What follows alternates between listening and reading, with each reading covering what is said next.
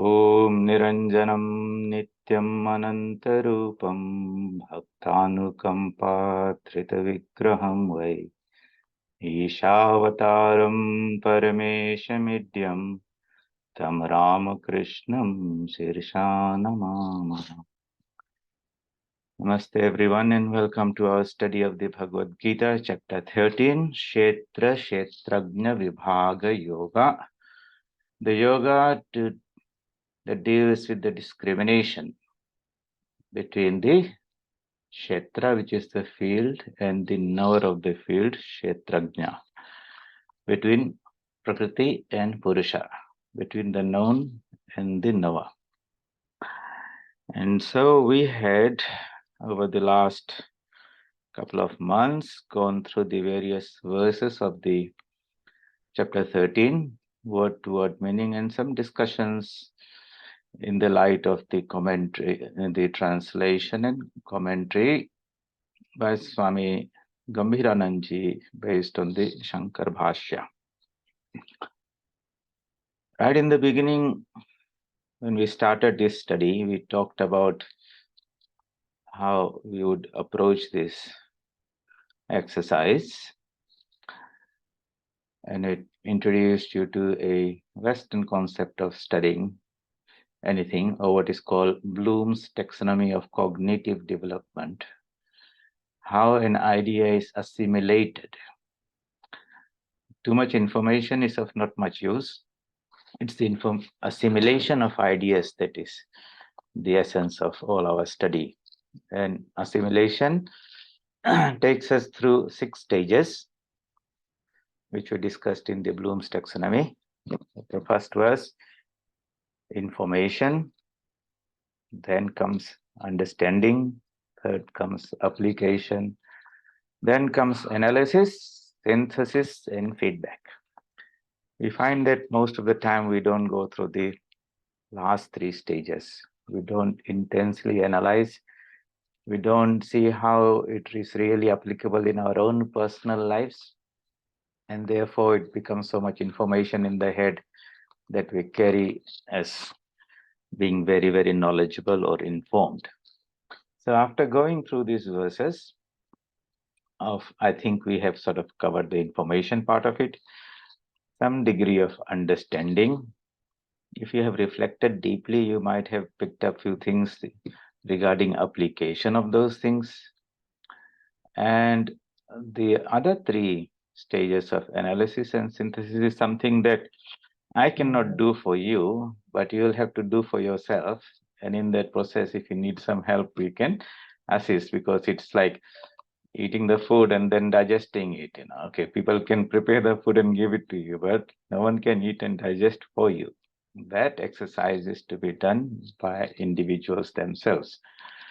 So what we will do today is, of course, there's somebody who has asked a question. So I'll put that out there for everyone to answer. And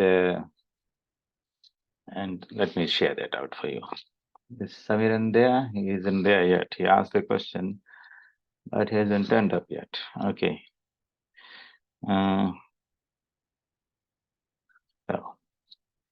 So he asked this question, which I hope you can see on the screen. All right. Can you? Anyone? Should be able to see, I think. So it's a long question, but let me read this out to you.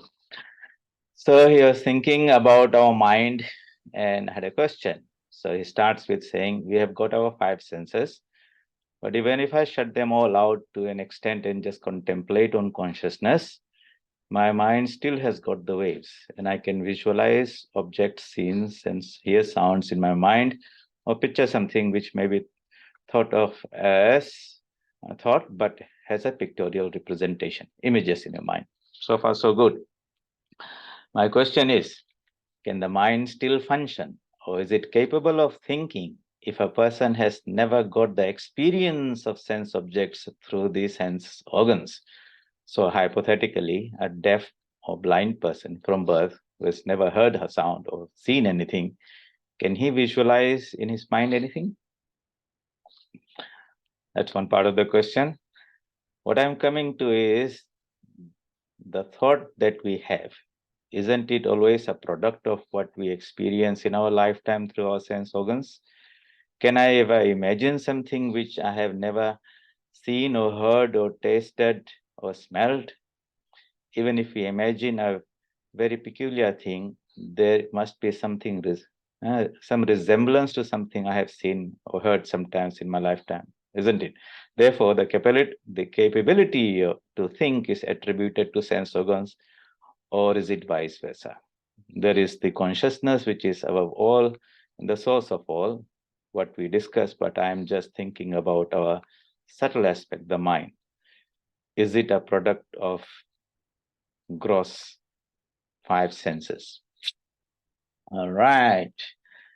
He's still not here. Maybe he'll join. So who's going to lead some answers to that? Now everyone has to unmute yourself.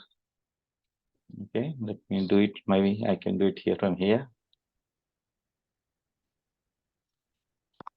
Yeah, some people. Jyoti, you haven't admitted. Saroj, Satesh, Bhavna. All right. So anyone? Swamiji, Yes. haven't we already identified that the mind is a subtle body, not a gross body? Yeah, but his question is, look, if suppose somebody was blind, never heard a sound, can he visualize a sound? Or somebody, blind means, sorry, not deaf, never saw anything. Can he visualize any object? No. Yes. Right, we've got two parties. Who said no? Me. Yeah, okay, explain. Good. If you have never seen anything,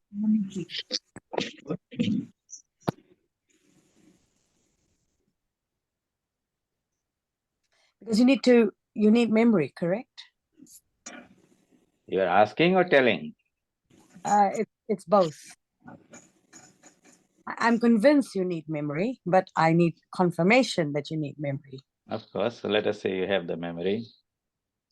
But you have the memory of that you've never seen or heard? How? Memory means a capacity to store something, like a memory bank, like your hard disk is a memory. That type of memory you talk about, I think. Well, I've met a blind person who's been blind from birth. And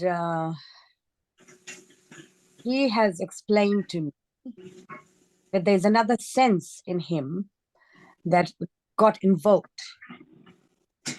I don't know whether that person would identify the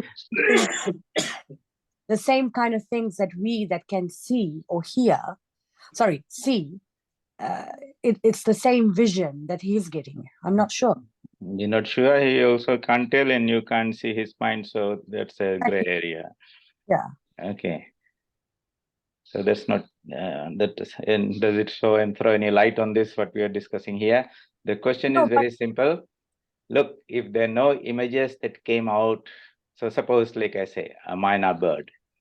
If somebody has never seen that bird, it doesn't exist even in his country, and somebody says there's a bird called myna bird, what would be the image? Probably he will have a very generic image of a bird, but he'll probably put his own context. That's not a very good example. If I say a word, abracadabra, and abracadabra entered the room. Now, what is the image you have in your mind? Whatever. No image, because I don't know what you're talking about. Okay. So it's something you have not seen doesn't create an image in your mind. But I think the mind is quite powerful. It does create its own vision, its own color, its own, Okay, let me throw a little bit of background to it. Okay. One thing is that when we are born, we are not born with a clean slate, a blank page. Okay, a blank mind. We bring into our life what are called the impressions, samskaras, prarabdha, desires called vasanas from a previous lifetime.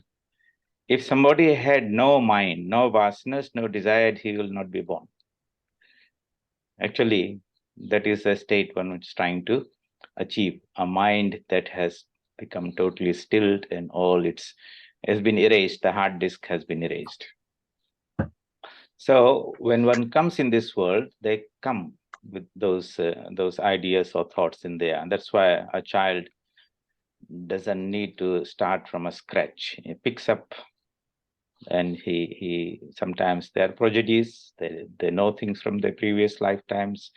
They remember things from their previous lifetimes, places they have been, people they have lived with, and all those. So many examples are there. So the mind can exists before the body is born. And after the body dies, the mind still exists. And according to the constitution of the mind, the body and its experiences are, according to the Hindu philosophy of Vedanta, Sankhya, according to the constitution, contents of the mind, a corresponding body, its features, there might be two identical twins. Okay, everything about them in terms of DNA, everything is same. Yet as they grow up, they turn out to be different people with different features. They look very much there, but their thinking and everything so much. So physically they are identical almost, but mentally they are different people, and their behavior, thoughts and likes and ideas are all different. So that's one point to keep in mind in this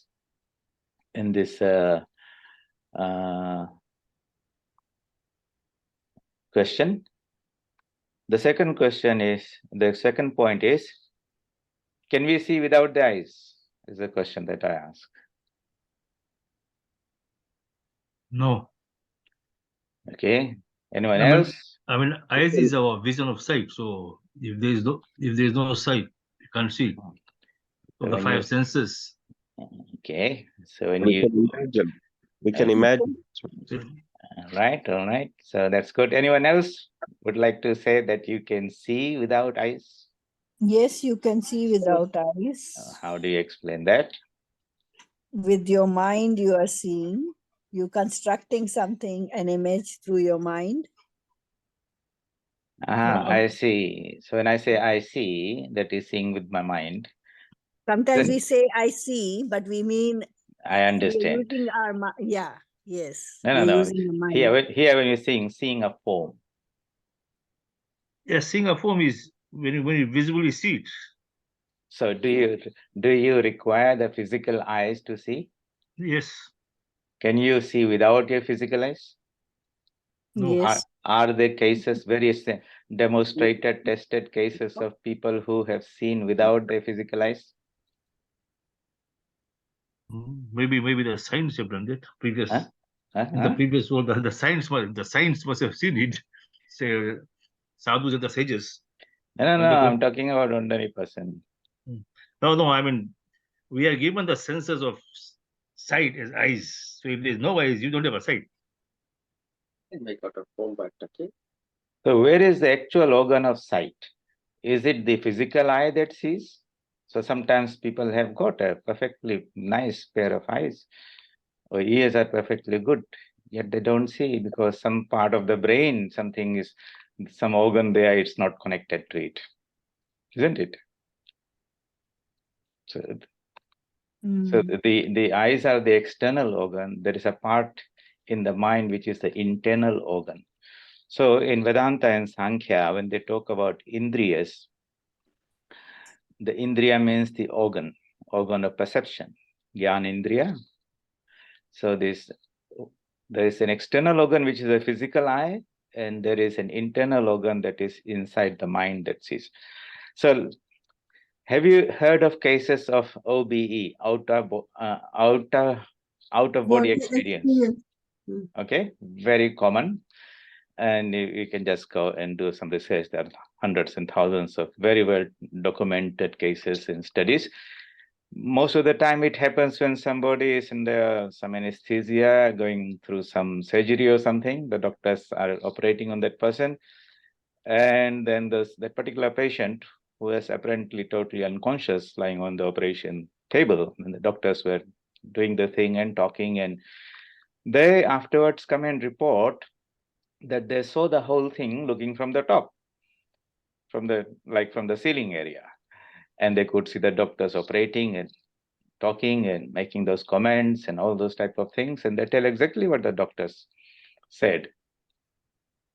But they did not hear through the physical ears, and they did not see through the physical eyes, and yet they heard and saw.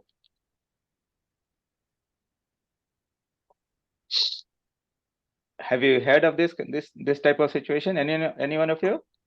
Yes, yes. Yes. Huh? Yes. Anyone has had the experience?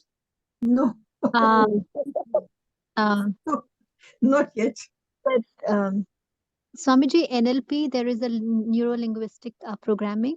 It just enhances the extrasensory perceptions, that out of body and the vision at the third eye. It's children that do the left brain activation and they can see. And some blind children have been able to see because of the programming of the neuro-linguistic.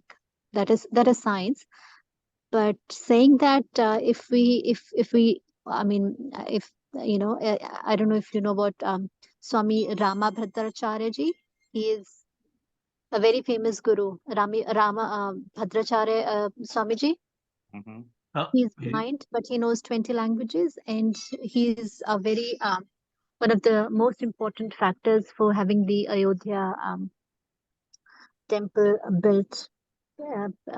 He was so accurate about each shloka and everything in Ramayana that but that's by reading the books. I mean he was, okay, Swamiji can talk there. When the case of Ajodhya was done, he quoted the thing from Yajurved, okay, because he read it. But seeing is different. I believe seeing is different. So Surdas ji also could visualize Krishna's childhood activities because they had visions. So visions is different from sight. That is mystic visions and all those. There's so many examples and cases of there who have seen. The mind can create because we have the past life memory. So here we're just talking very simply that look just like I'm seeing something with my eyes, and that eyes in my physical body. Can I see that same thing without my physical eyes? Just ordinary person. I'm not talking about any mystics, all those things. They have got special powers, we can.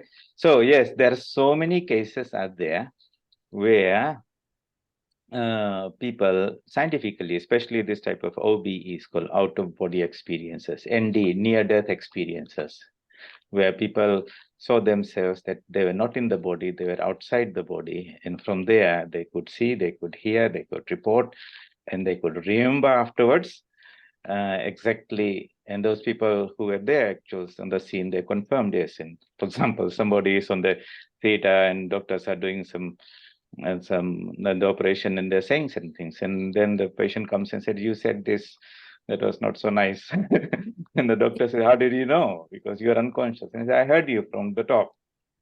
So many very right cases. Yeah, I've had that experience out of it after an operation, and it was really, really weird because I thought, hang on, I know I could see myself on the stretcher, and I could hear the doctors talking. Stretcher? Yeah, I mean operation theater. The bed. The bed. And I could hear the nurse talking to the doctor and the doctor talking to the nurse. I could hear and I could recall the conversation, and I told it to them, and they were very surprised. Anyway, coming to the point, without going all that detail, huh? No, it's not detail. It's you asking the question, answering it. But were you under the full anesthetic? Yes. So it proves that's a personal experience. It's not very difficult to have that. that type of experience. It's yeah, but you can. The point is, you can see without the physical eyes. You can see from a perspective where your body is not there. You can hear also that. All these prove that the actual person is separate from the being that is identified with the body. So suppose somebody is up there looking at from the top, and the doctors are doing the operation, and he's seeing the whole thing, hears everything, and imagine the heart stops beating. The doctor says, Samate. All right. Then that person, of course, he doesn't come back to report. But what is his situation? He said, okay, they're taking the body, putting in the chiller room, and afterwards they cremate it, and he's hanging around there, but he still exists. So that is called the disembodied state. Pretatma, they call it. The ghost. In Christianity, that's why they say he gave up the ghost. Because they think that the body is real and the ghost was separated from it. While in Hinduism, they say, Sharir Tyag Diya. That means primarily I'm a mind and I had a body and I have given up the body. Two different ways of two different perspectives in there. Anyway. So I think Samiran is not here today to listen to this, but basically, yes, we can say a couple of things regarding his questions here. One is that because we bring in impressions from our previous lifetimes, and suppose we have never seen a bird in this lifetime, if one is blind, but if somebody talks about a bird, there could be an image of a bird from a previous lifetime, which will flash in the mind of that person. And therefore, he will have some visualization, some image of the mind in his mind.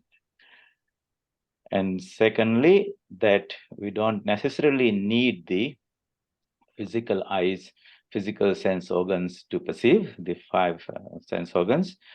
Those who practice spirituality sincerely, they know that at some stage, these psychic powers begin to manifest in people.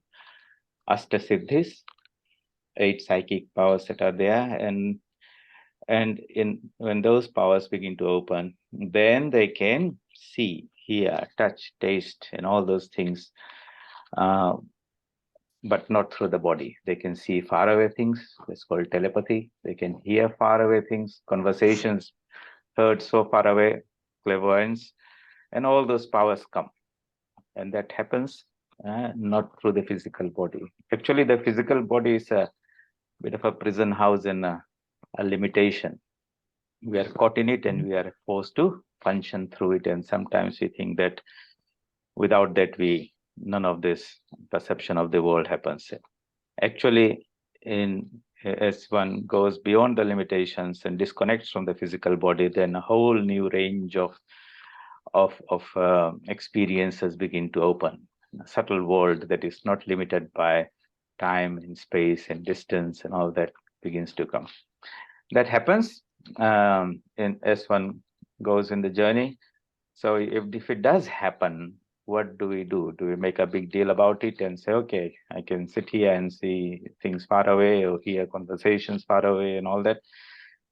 For very sincere spiritual seekers, it is always all the scriptures and all the great sages will tell that one must not make a big deal about them, the psychic powers, because though they might be a source of great entertainment, and the refined perception is far superior to what the eyes can show and ears can hear, one gets entangled into them and begins to enjoy that subtle world, and that is a great impediment in the life, in the spiritual life, because then you forget about the goal of freedom and mukti, which is, so you'll have another world to experience and enjoy, but that's only not any better than this physical world anyway.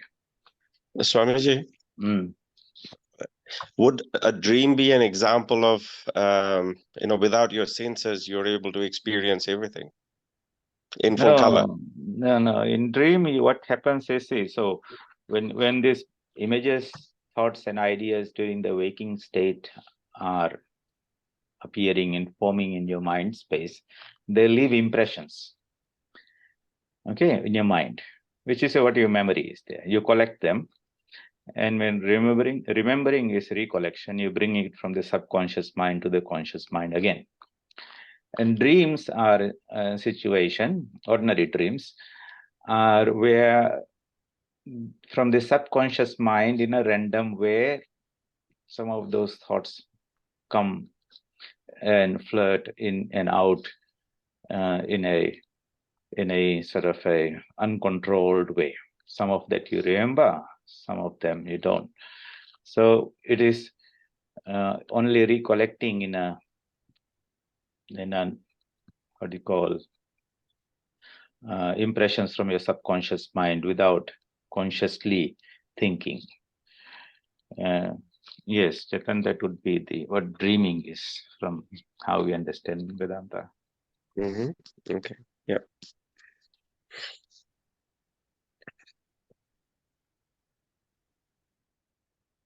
So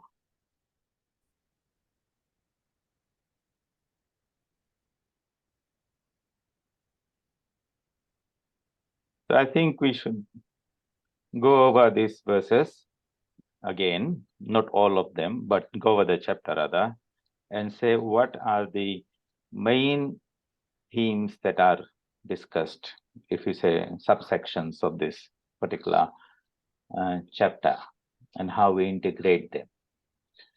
And think a little bit more about how you would apply them in your everyday life, or during at least during your sadhana. Does this throw some more light in your understanding of what you are doing in your everyday life and during your hour of meditation?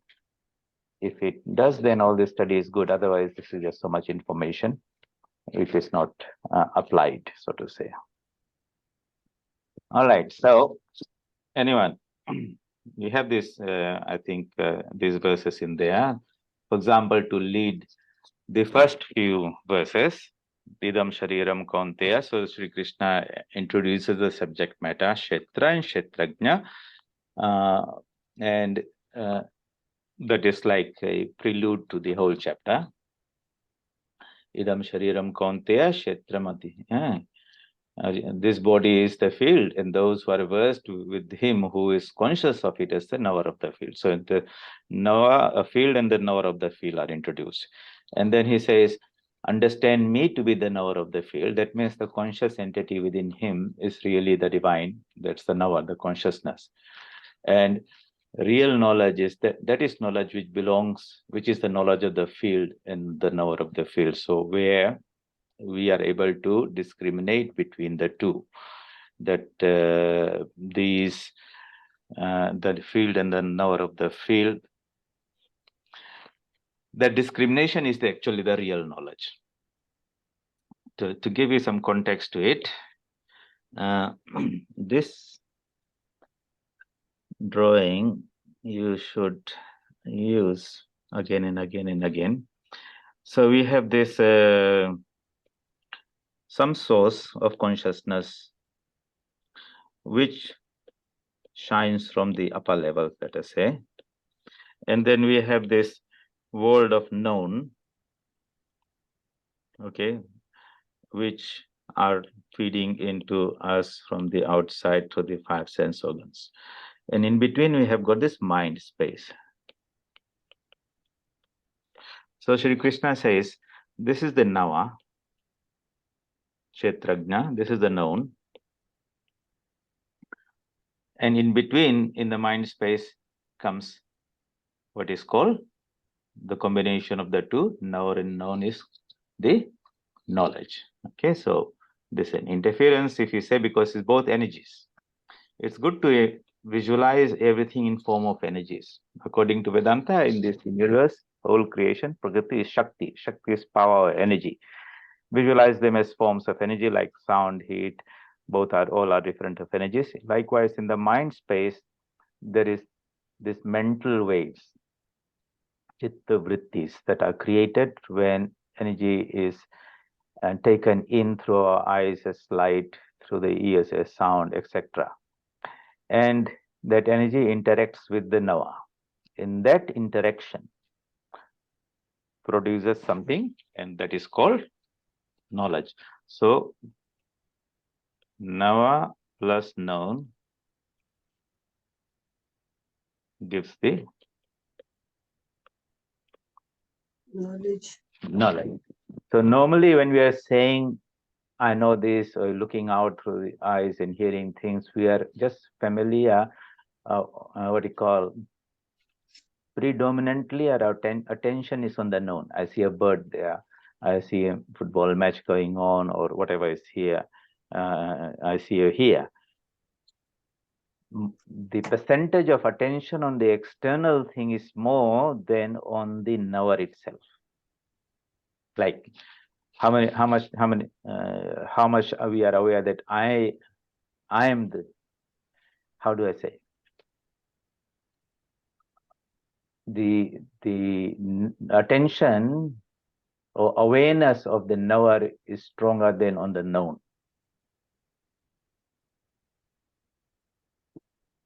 That means I'm interested in the world I'm seeing there, but who am I? That question I'm not asking.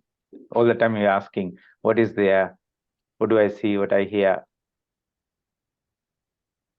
How we turn that around, and the inquiry starts with, who is this Nava? So in the Upanishads, there is this question asked by this student. He goes to his teacher and says, Kasminnu bhagavo vijnate? No. Vijnataram arekena vijaniyat. Yes, I know so many things, but how do I know the Nava? And that's the starting point of that particular Upanishad. How do I get to know the Nava? So the question here is, can you know the Nava? Yes.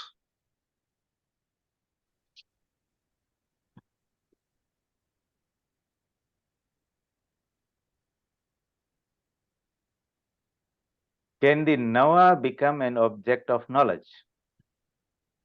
No. Knowledge is something that's objectified, isn't it? Can you objectify yourself?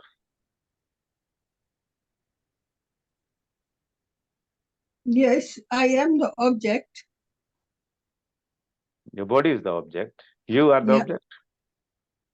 No, my mind is the knower, and it is not. It is subject. It's not object. Outer body is object, and mind, not mind. The knower of the mind is So the knower of the mind, the consciousness, is consciousness. Yes. consciousness. Is that consciousness? That's so your eye sense. This is eye sense, the real eye sense up here. Okay. Can it become objectified like here? No, it can't be. So if it can't be objectified, then the two cannot combine, and you cannot have a knowledge of yourself, isn't it? That is how it looks. Like that? Hmm?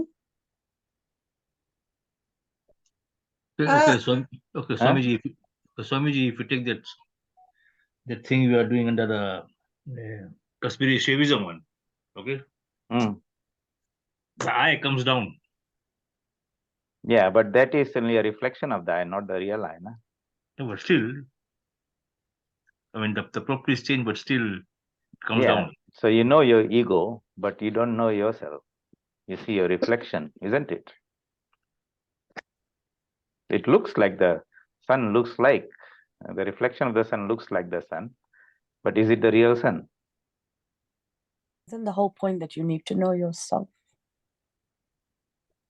So this inquiry is interesting because when we say self-knowledge, I want to know myself, if you think it can be known in the way we know things externally, then that would not be a correct understanding.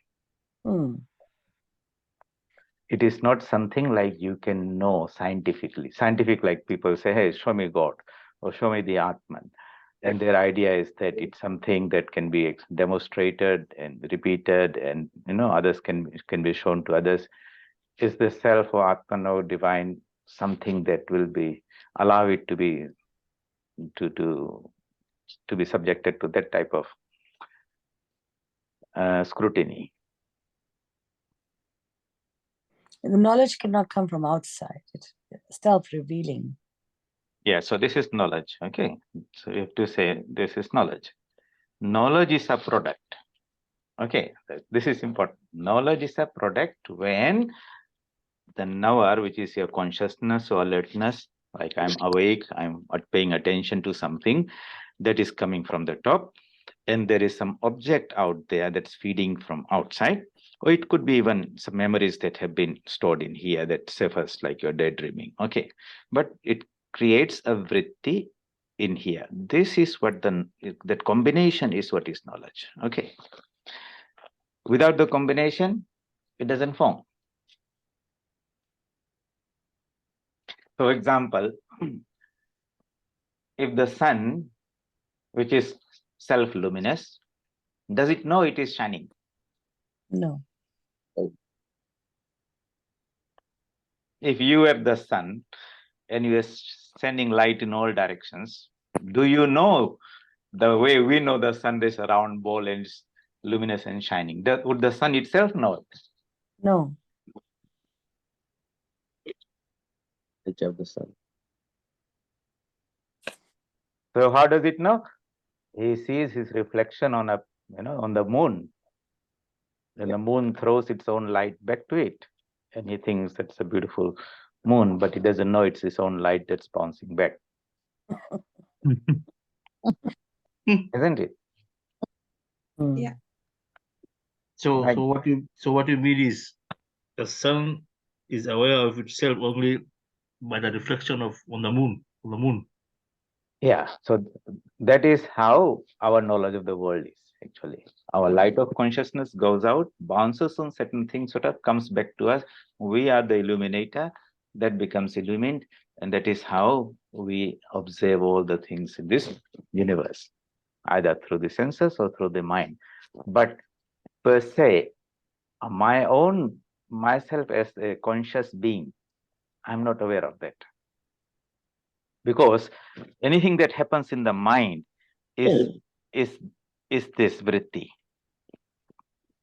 So why do you think in the first sutra of the Patanjali Yoga says, yoga is chitta vritti nirodha. Yoga is that state where there is total cessation of all mind, all waves of the mind. Silence. Silence, that means, so that is the goal. And in that silence, when there is nothing to be reflected, when there's no moon to see, sort of say, then, of course, this mind disappears. No vrittis, no minds. Okay, it's going beyond the mind. But in that state, there is a sort of called awareness of yourself as a luminous being. That's why it's called self-knowledge, not knowledge of something else. Okay, so this is... And sometimes you get glimpses of it, right? You get glimpses of it when there's that peace within. The activity of the mind has ceased. Yeah, or reduced. And the less it becomes, you feel that inner calmness and peace and silence and agitation. So actually, the more the mind is agitated and disturbed by constantly feeding it from the external world, the more we deny ourselves or take ourselves from that state of self-knowledge. The important thing is here that even the study of the Gita that we are doing, what it is doing, it's creating, we're reading and seeing things here, leaving some impressions here, which you can remember, and all those things, which you can recollect and remember. That is the knowledge. You say, I know the Bhagavad Gita chapter 13, I can chant, I can give the meanings here. That is, how will that help you to know the knower? It won't. So if somebody becomes a great philosopher, thinker, has great knowledge of Sanskrit, can read the bhashyas, derive different layers of meanings, and say, wow, there's so many things out there. He becomes a great pandit, but would he become a knower of the Atman. No. No. So that's an important thing to keep in mind. Otherwise, sometimes we, study too much and think, that will ultimately give us enlightenment. If we work so hard and all those things. No, it will not do that. So why is this study then? Because you need to have some kind of overview. It's a step, most probably. It's a step. It's a Yeah, step. it's a step. Yeah. Then it gives you an insight. So like this chapter, before you read this chapter 13, suppose you had not thought in this way, then we didn't even, there's clarity about what is happening inside in perception, thinking, memory, how the knower and the known, all those things, that framework was not really probably there or not clear. But in this process, we have developed all those things, that there's a known, the field, there's a knower, the two come together, and this whole world is a creation of Purusha and Prakriti, knower and known. It's externally out there and in our mind space. And the goal is to separate the two, vibhaga, not to entangle itself. It's only when they get entangled, then this world appears. So how do you disentangle yourself from this identification with this world, and this body and the mind and the external things? That's a starting process. So you can see why they say renunciation is the precondition to self-knowledge. You have to give things up.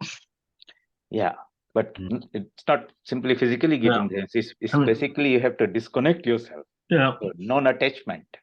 No. So attachment happens in the mind, isn't it? Yeah. Does it? Yeah, Not. I mean, it's more. wait. It's more a case of detachment rather than attachment.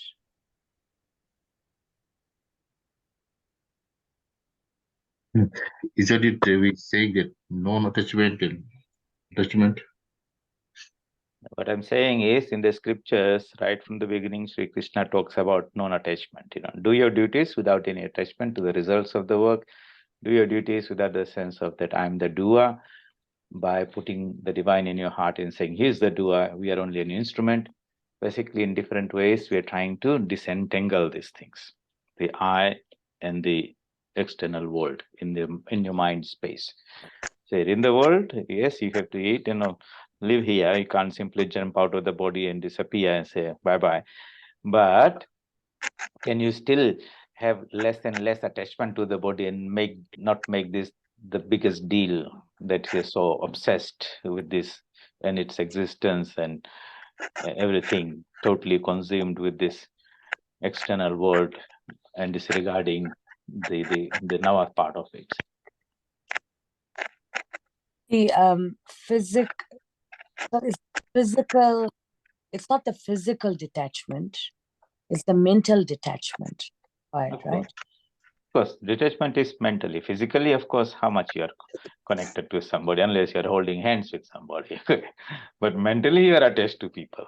Even it's that sense. I don't mean people. I just mean anything for that matter. Yeah. Yeah, I mean, because I was thinking about that the other day. Physically, you could be doing something, but you are detached from it. So you are doing it, but not mentally attached to it. What is a test that somebody is detached from something? So let's ask that question. So you're doing some work and you might say, I'm detached from it. What is the test that you can check yourself whether you're really detached from it or not? You are not worried about the end result? A lot of people do things without any worry about it, No. Would that be detachment? Like, I don't care, I can't be bothered. Would that be that is indifference, isn't it? What would be the test? Come on, you all go out and do things, and then you might say, today I did this, but I was totally detached. You might think, and if I wanted to test you out, how could I test you out? What do you think that you didn't do it? Of course you did it, No, I mean, you did it, but on the understanding that there is somebody else who's doing it. Okay, very good. You say you think, you have that Yeah. understanding that within me is a consciousness that is Yeah. operating. Yeah. I'm doing it, all right? And if I wanted to test you really whether you believed in that or not, come on, somebody else there, Bhavana.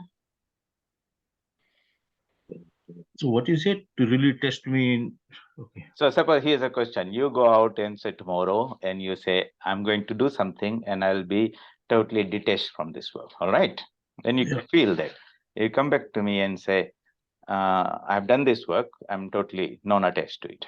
I did it with total detachment. And if I wanted to test you out, what could be a test to find that whether you really were detached or not? You could criticize me and how I react to that criticism, or you could praise me and how I react to it. That would be my reaction.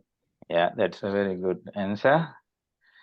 So you say, suppose somebody typed something, I said, I'm just blindly typing it, typewriter is typing, I'm just doing, I don't have any attachment. My boss gave it to me. I'm just being a typist.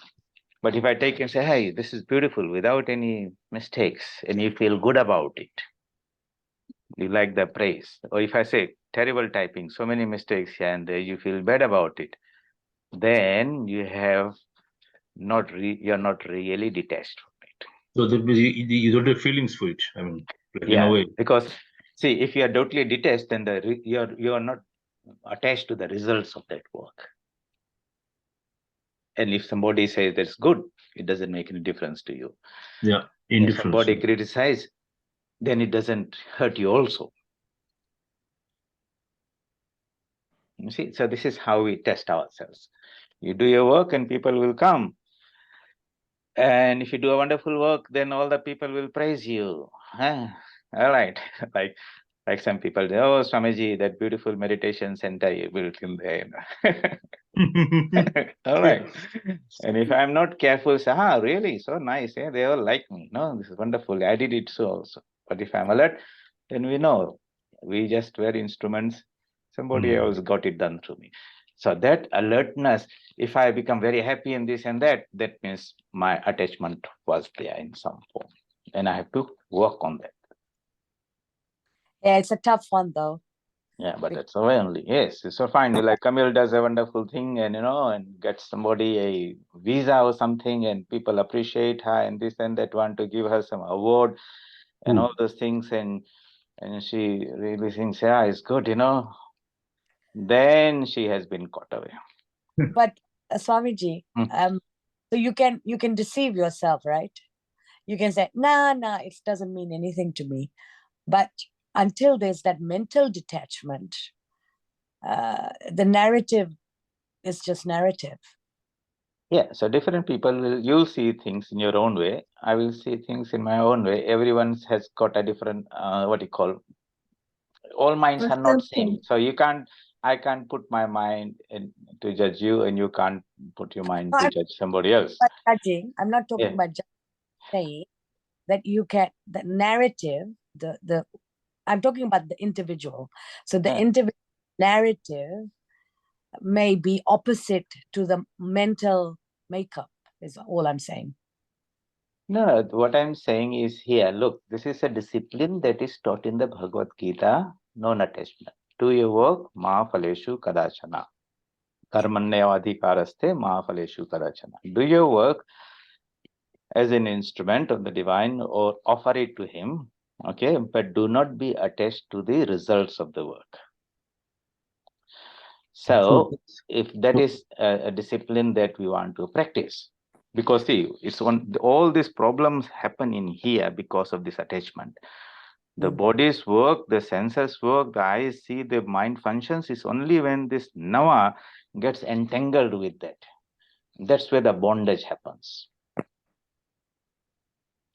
So if one is very alert and says, okay, let me practice the discipline of being totally, or as much, maybe not totally attached, but as much detached as possible. And how I'm going to do is check myself every now and then that yes, while I'm doing things, I will have a sense of doership, but at least at the end of it, I should be able to shake that off And that's how it is taught, that you offer it to the divine.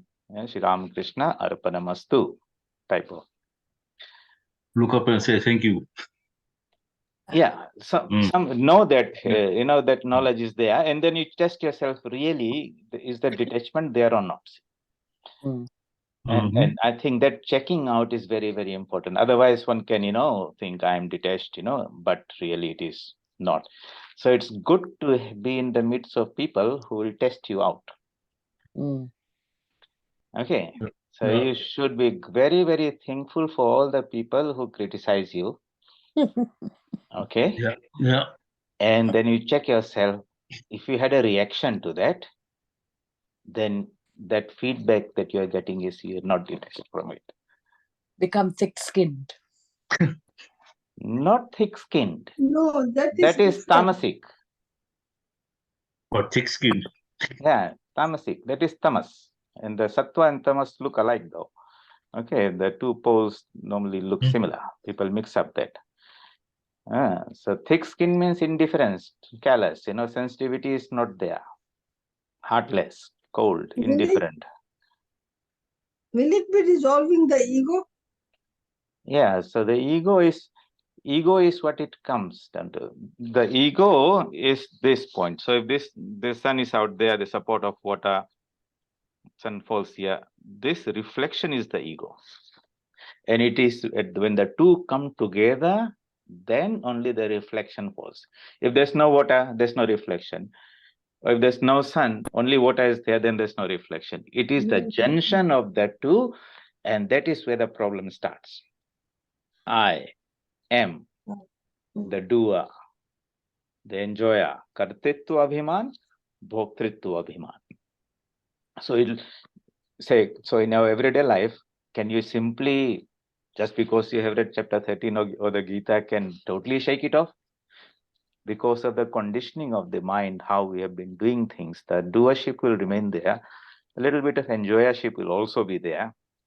So in the beginner, a spiritual practitioner, he does that with that alertness.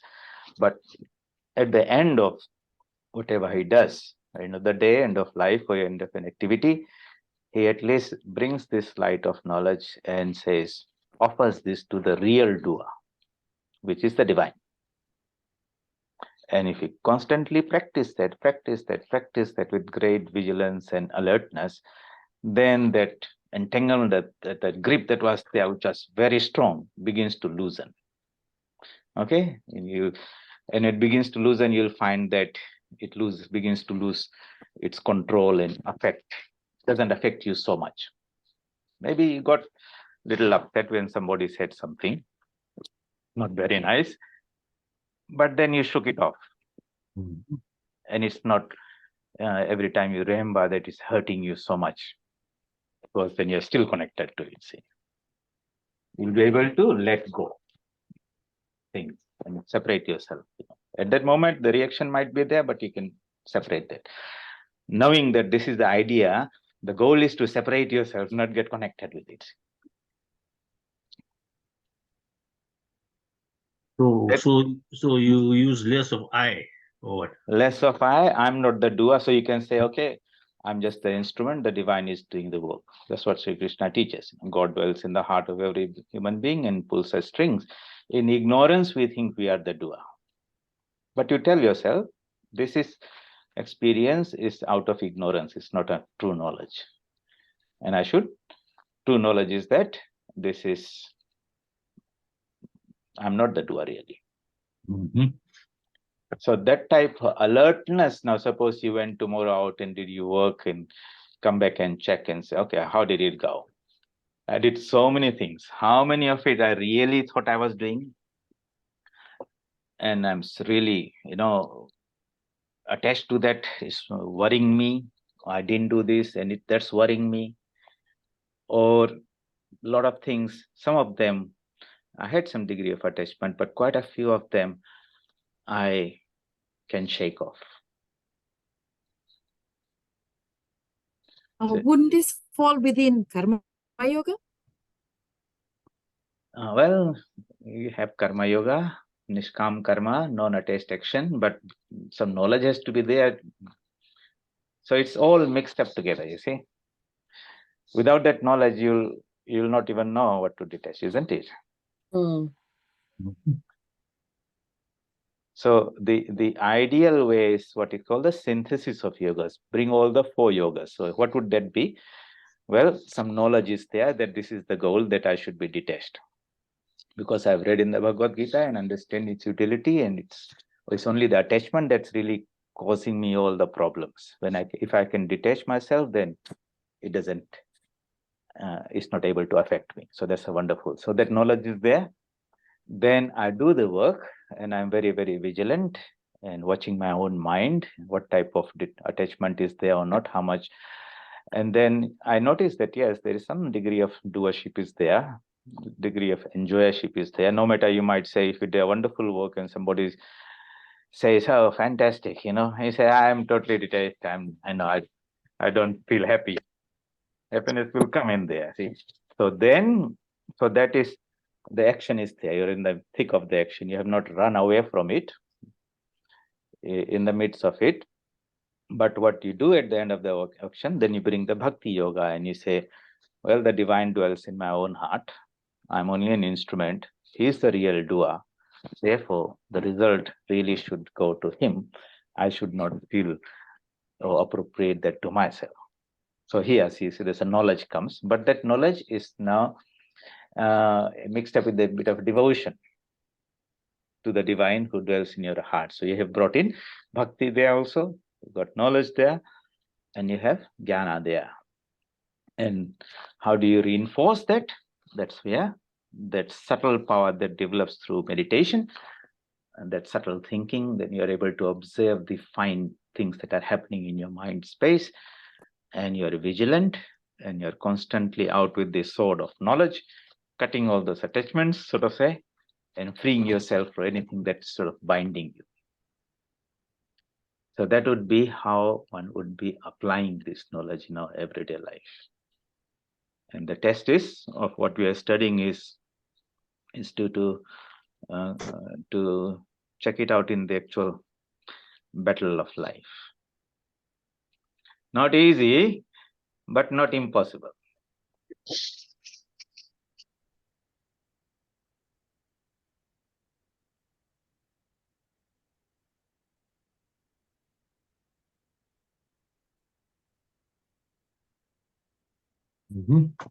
Well, I mean, it requires practice too. I mean, like I think from you, if you want to suppress it, it requires a lot of practice. Yeah, now suppose this knowledge was given to us from childhood. We drank it with our mother's milk. We heard it all the time from childhood. Our primary school teacher taught us, secondary school teacher, university professor taught this knowledge along with whatever they were teaching, suppose. And then we came out in this world armed with that knowledge and entered into this battlefield of life, but knowing what is the goal is not to go and possess the world and end up possessing, being possessed, so to say. You would be always alert and vigilant. You'll do whatever is necessary, but always keeping yourself detached to it. That would be the ideal situation, isn't it? But yes, later, then better later than never type of thing. And we are all going to carry the same mind to the next life anyway. So all this knowledge then again comes up and helps us one more step further. It's a long journey. The soul is traveling many, many lifetimes in ignorance or in knowledge and fumbling around here and there. How do we shorten that journey? What would be achieved in 100 lifetimes? Can we achieve that in one life? Or few lives? Are you going to give that great mantra which can make us realize in this life only?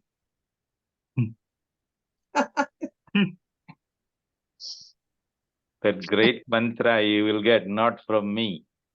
Okay. But getting the mantra, you have to do a lot of work on that. Mm. So the mantras have special power, Shakti. Okay, that brings about this loosening of this, the knots that are tied there inside in your mind space, tied to your karmas, tied to your vasanas, tied to your strong opinions, your views, your ideologies. So many ways it is. External attachment is nothing compared to the internal attachment. In so many subtle ways it is there. Attachment to your identity, your personality, your physical body, your ideas, your country, your talk about it. So many are there. How do we begin to loosen them? Something must be able to disentangle them. That is actually the way the mantra, the energy of the mantra, it facilitates that process. And the ultimate release is when the final liberation happens, which explained in the Kathopanishad. Vidyate hridaya granthi, chidyate sarva samsaya, shiyante sarva karmani, tasmin driste paravare. When the knower is known, that means what happens is, here if I want to give this drawing, is so if you keep on practicing, this is the mind that we are aware of. You keep on practicing your japa and meditation and all that. What happens is, in this space, this subtle mind, which is called the buddhi, begins to develop. And as the light that is coming from the top, when it comes down, it doesn't all go through down. It comes down and some of it bounces back. That is called the reflective mind, buddhi. So it's like the mirror. In the mirror, you are beginning to see. What are you going to see? You see your own image. So that is called Shuddha Buddhi. Sri Ramakrishna, Shuddha Man, Shuddha Buddhi, Shuddha Atma Ek. The pure mind in which the waves have substantially subsided. In that mind, as the sattva element develops, there is an awakening which of a higher faculty which is called buddhi. That buddhi is full of sattva, pure light, and it's one of the qualities. It's a reflective mind. That means you can see yourself a little bit. Some of the light goes through, your mind still functions, you are able to see in the world, but it's also able to reflect and show you the sun that is there, an image of you. And then you get a glimpse of that. And as the purity of that mind, our buddhi develops, the picture becomes clearer and clearer and clearer. At some point, you will become more interested in that image of yourself than the external world here, because that is far much more interesting, beautiful. It might be a form of the divine that you might choose as your focus, which is chosen ideal, Ishta Devata. But if you can understand the psychology of how the sages said, how we can disentangle ourselves from this body-mind complex and abide in ourselves, the mind cannot be made a vacuum immediately. They know there's a process to it. So what they do is they give the mantra. The mantra, of course, we have explained elsewhere. So basically, mantra starts with Om, which represents the top level. Then somewhere a divine form is there, Bija mantra, which reflects some form of the divine, and then some aspect of the divine which that we know. So Om Gam Ganeshaya Nama, for example. So as you repeat that mantra and resonate with this, so resonation means you are trying to be at the same frequency together, get in harmony on that. When you resonate with something, the energy of that particular thing will be transferred to the new one. Okay, just like two violins kept in two rooms, they're tuned together, then you play one, the second one will also play. Likewise, the divine has got a particular frequency or particular energy, and the mantra represents the frequency of the divine, so to say. And as your mind, with great concentration and devotion and attention, repeats that mantra, you try to bring the two in harmony at the same point. The moment that comes close or comes together, then they're totally synchronized. Synchronized in physics as a concept, in engineering, that means they're at the same frequency.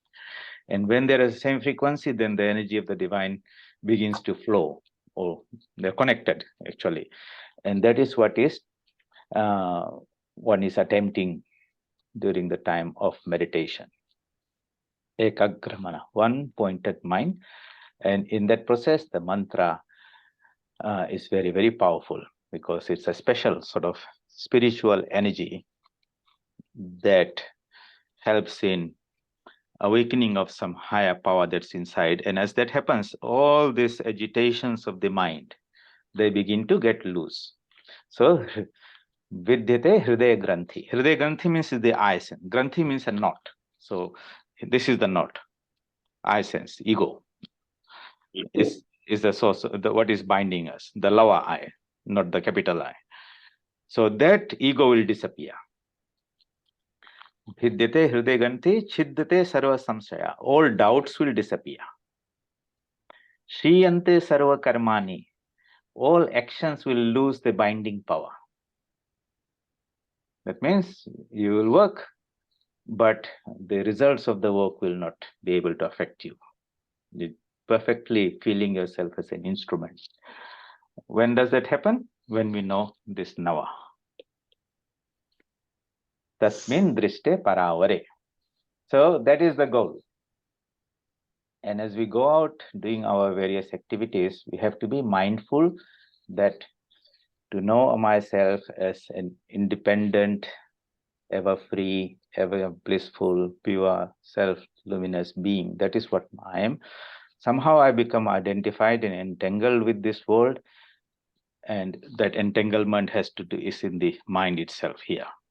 This mind, when it's directed inwards, becomes your spiritual friend. When it goes downwards, it causes all the bondage and is the cause of bringing us back into this world. That alertness all the time is what we want to at least develop through the study of this. So again and again, we have to reflect and say, okay, which way my mind is going, how alert I am. Am I getting unnecessary entangled with things which I don't need to?